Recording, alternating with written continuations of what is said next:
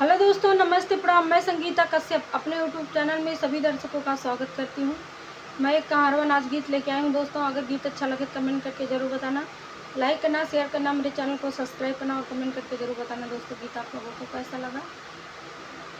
उगल बाया जोरिया चोरवा लाई गए मोर गानवा, उगल बाया जोरिया चोरवा लाई गए मोर गानवा, लाई गए मोर गानवा चोरवा लाई गए मोर गानवा, लाई गए मोर गानवा चोरवा लाई गए मोर गानवा, उगल बाया जोरिया चोरवा लाई गए मोर गानवा, उगल बाया जोरिया चोरवा लाई गए मोर गानवा। सासुर के जगाई ता सासु दुसमानवा, सासुर के जगाई ता सासु दुसमानवा, उगल बाया जोरिया चोरवा लाई गए मोर गानवा, उगल बाया जोरिया चोरवा लाई गए मोर गानवा, लाई गए मोर गानवा चोरवा लाई गए मोर गानवा,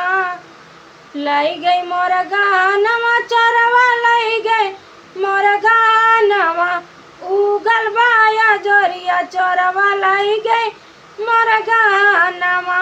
उगल बाया जोरिया चोरवा लाई गए मोर गानवा।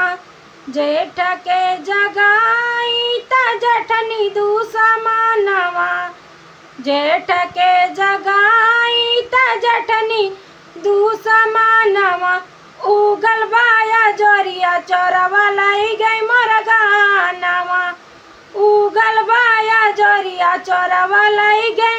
मोर गानवा, लाई गई मोर गानवा चोरवा लाई गई मोर गानवा, लाई गई मोर गानवा चोरवा लाई गई मोर गानवा,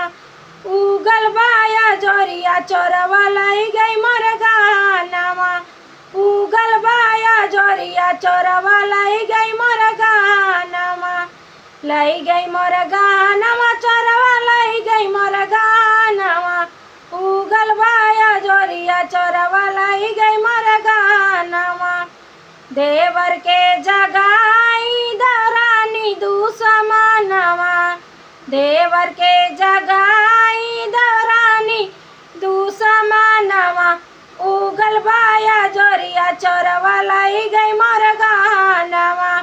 उगल बाया जोरिया चोरवा लाई गई मोर गानवा, लाई गई मोर गानवा चोरवा लाई गई मोर गानवा, लाई गई मोर गानवा चोरवा लाई गई मोर गानवा, उगल बाया जोरिया चोरवा लाई गई मोर गानवा, उगल बाया जोरिया चोरवा लाई गई मोर गानवा। ननदोई के जगाई ननदिया दुसमानवा, ननदोई के जगाई ननदिया दुसमानवा, उगल बाया जोरिया चोरवा लाई गई मोर गानवा, उगल बाया जोरिया चोरवा लाई गई मोर गानवा, लाई गई मोर गानवा चोरवा लाई गई मोर गानवा,